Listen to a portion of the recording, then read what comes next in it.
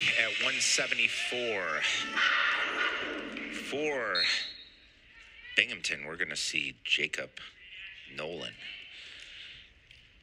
And for Columbia, it's going to be Nick Fine, who's having a great freshman year. So, coming up, Columbia is going to travel to Ithaca for a doubleheader against Navy and Cornell tomorrow at 1 o'clock, and then respectively at 3. And you can catch the latter match on ESPN Plus. And then Binghamton's going to host Navy on Sunday right here in the event center at 2 p.m. again on ESPN Plus. I think it'll be Mike and I on the call again, unless either one of us gets sick or we get really cold in this weather. But we're going to be here, guys. Yep. Yeah, and then also join us tomorrow when the Binghamton men's basketball team takes on UMBC at 2 p.m. Eastern Standard Time. Tim Hyman and Doug Walsh have the call on ESPN3, so that's going to be an exciting game right back here in the event center. So lots going on here in Binghamton, huh? Yeah, exciting weekend. My goodness. We don't care if it's cold outside. We have wrestling inside, wrestling and basketball. Yeah. I think it'd be really funny if I was on the call for basketball, because I would say, like, double dribble, pass over, and I would always be asking, like, where's the bounce pass? Yeah, I'd be the same way. Yeah. I love a good bounce pass where you roll the thumbs over. Oh, yeah. So 1:30 left in this one in the first period here. Both wrestlers kind of feeling themselves out. Similar builds. Big 174s. I always say that. Whereas, like, Ryan Anderson doesn't, like, I'm sure he has cut a good amount of weight, but he doesn't look big for the 41 weight class. And yet his opponent, Casimir, did. But these guys both, like, fit the bill for 174. Yeah, I mean, I remember when Nolan was wrestling 184 against Stanford, and he was wrestling Tyler Ishins, who's also nationally ranked. And I was like, the size disparity didn't really factor in. Like, he looked, some of these guys must be hollow. I don't know. Both are controlling center real well.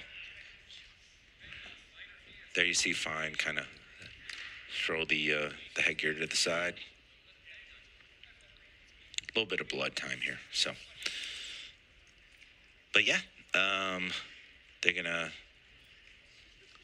Looks like Coach Tonelli's fixing up a headgear there, and Joel is doing some blood work, because we know Joel likes a little TV time now and again, right?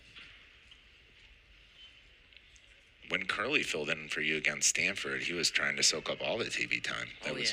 He was trying to get 8 minutes worth. Yeah. That match was 17 minutes long. Yeah, I remember watching that. That was crazy. So Nolan right now, another guy that, he's right on the cusp of being nationally ranked, right? He's in the conversation, right? But then you look at Nick Fine and great win over Nick Dugan from Princeton last weekend, shutout 5-0. Lost to Incantera from Penn, nationally ranked guy, 10-6. This is an interesting situation here. Like, Fine's in deep. What would you do here? Grab the far ankle. Okay. I'd probably try to, if I were Jake, to grab that far ankle and hold on.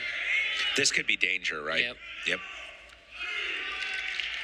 Really nice finish by Fine. He elevated the leg, right? And that's why I like sitting next to you, because you've wrestled all the time. Yeah. It's like one of those things, you can see the positions before they happen, right? Yeah.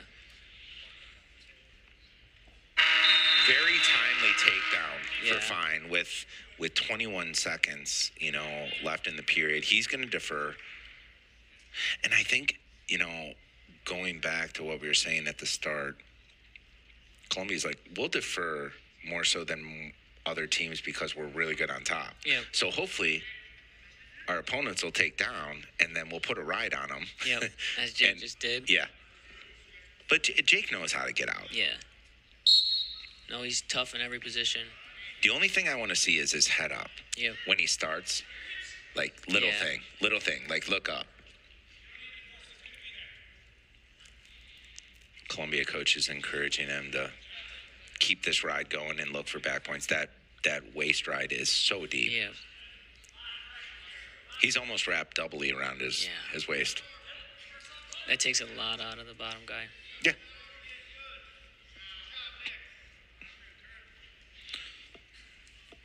And all these matches are so important. I know,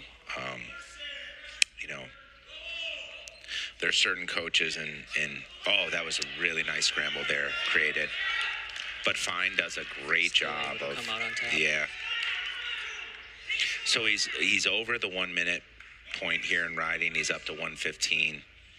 But there's some prominent D1 coaches that are like, dual meets need to matter, and they talk at it at length, right? There's one guy in Ohio that does.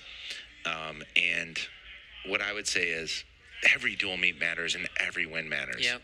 So, like, when you beat a guy that's ranked higher than you or lower, whatever you want to say, that's huge because that carries until the EIWA championship. So, yes, every dual meet matters.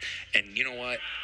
Ask me a question, Micah. Do I remember what the dual meet score was, Columbia versus Binghamton in 2011? I doubt you do. I have no idea. Yeah. So there you go. But in the present year, dual meets matter. Yep. Every single matchup matters. So I politely disagree with some coaches that say, and the other thing is this, like, if they want to push for a dual meet championship, and now I'm getting on my soapbox here, it's not going to happen. They're not going to give wrestling two national championships. So it's one or the other, and I think a 3-day individual tournament definitely tells who's the best team because they're consistent for 3 days. Yep. Here we go into the third. So Nolan's got a little work to do, right? But he's definitely capable of this. And Nick Fine has put himself in a fantastic situation here. 2:21 on the ride, just starting the third period. He's got to feel really good about things. And this is a big win for him, for sure. So a little bit more blood time here for Nolan. And Nolan does have that ranked win. He beat Jake Logan from Lehigh not so long ago. So that, again, carries. Yeah. That'll carry into the EIWAs to some extent. That was avenging a 3-1 loss to him last year. So, Nolan's very capable. But right here, right now, Nick Fine is a freshman. And he's from Rhode Island. Oh, wow. Yeah. Right? That's a hotbed for wrestling. Yeah, it really is. You got to be kidding me. I'm definitely kidding. But sometimes, you see those guys from unlikely places just 100%. explode. There's guys from Alaska, there's guys from Hawaii, there's guys from Montana. Yep. The best coaches in college, they go out and they find the guys and they don't care where you're from, just as long as you have the desire, the attitude, the moxie to be successful. So good ride here by Nolan, but again, Nick Fine doing a great job, like being in that quad pod. This is where you good lift and return. That's one thing I've realized about Nolan, watching him throughout the course of this year and a little bit last year. Really good at lifts and returns. Yep. Like, that's one of his go-tos from the top position. That takes a lot of grit, too. Going to that scarf ride. And, this might be something where Nick Fine doesn't feel like he has to get out right now. That's a dangerous mindset, though, because he puts a turn on him. Yep. And he wins. I mean, I'm not saying at 41 that he relaxed. Yeah. But I am saying that he might have been like, there's no way he's going to get 2-2 on me. Worst case scenario, we go to overtime. Yeah. But it was a 2-2. That was super exciting, man. Yeah. I can't wait to watch that again. Rewatch that. Yeah. I'll definitely have to rewatch that. So here you go. He can't really kick him because it's 2-0. Yeah. And I like how Coach Minich is coaching him He's encouraging his athlete.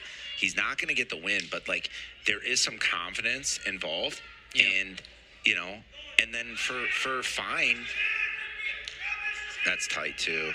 You can even hear Fine runs. But at the end of the day, for both wrestlers, Fine's a little disappointed because wrestlers always demand the most out of themselves. But great win for him going into EIWAs here in a few weeks. So good win for him, and we're gonna move to 184.